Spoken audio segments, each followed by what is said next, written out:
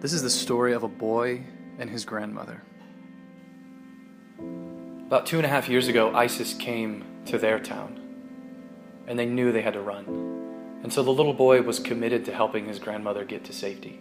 They knew that their best chance of getting to safety was a nearby mountain. And so the two set out. They began walking slowly, trying to reach this mountain.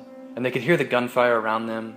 They were getting calls. They knew that people were dying, that it was a terrible situation, but they hadn't seen the fighters yet. And so they thought, we might be able to make it. We can probably make it. Well, grandmother needed to stop and rest on a pretty regular basis. And it was during one of these breaks near a grove of trees that the boy, peering out into the distance, he could see trucks. And they were coming closer. And then he saw the black flag and he realized they were coming for them. They'd been spotted. The fighters drove right up and they got out of their trucks and they walked right up to grandmother and they started jeering at her. They started poking her with their guns and making fun of her, mocking her. And the little boy, rather than trying to run away and save himself or even just sort of stand by uncomfortably not knowing what to do, he jumped out in front of his grandmother. He put himself between his grandmother and these fighters, and he shouted at them to stop.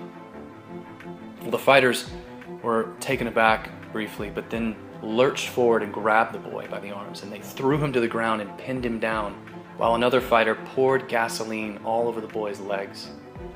And they pulled out a lighter, and they lit it, and they dropped it on the boy, and his legs went up in flames. So this boy, whose story I've been telling you, his name is Samir. And just after the ISIS militants burned Samir, they took he and his grandmother, they put them in a truck and they drove them toward Mosul. And then, inexplicably, ISIS released the two of them. And this is the moment Samir was reunited with his father. This is the moment he first spoke to his mother on the phone after being released from captivity. And the family's incredible joy at being reunited was actually short-lived when they saw their son's burns and his legs, and when they heard his story. They were so proud of their boy for how he stood up for his grandmother, and how he defied the terrorists. But obviously they were crushed to see what had become of their son. He could barely stand. He was in such pain. He could barely walk. He had night terrors. He would wake up in the middle of the night just screaming, and they would just hold him and tell him, we're here, we're here, we're here. Just before we left his tent, Samir's dad gave us an intense look, and he said, so many people have come here wanting to hear my son's story. Then they hear it, they talk about how brave he is, they take his picture, and then they leave, and they don't do anything to help. We don't hear from them again. And then he leaned forward and he said, what are you going to do?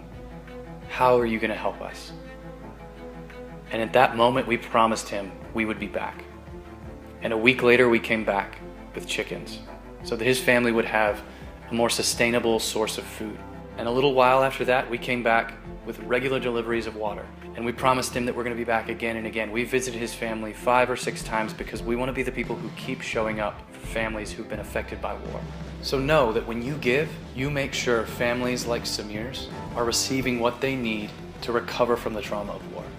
You are ensuring that children are getting back in school, that they're getting the medical care they need to get back on their feet, the medication they need to be well, that mothers and fathers are getting the jobs they need to be able to provide for their family. You're providing people with an opportunity to move on and to enter into a newer, better life.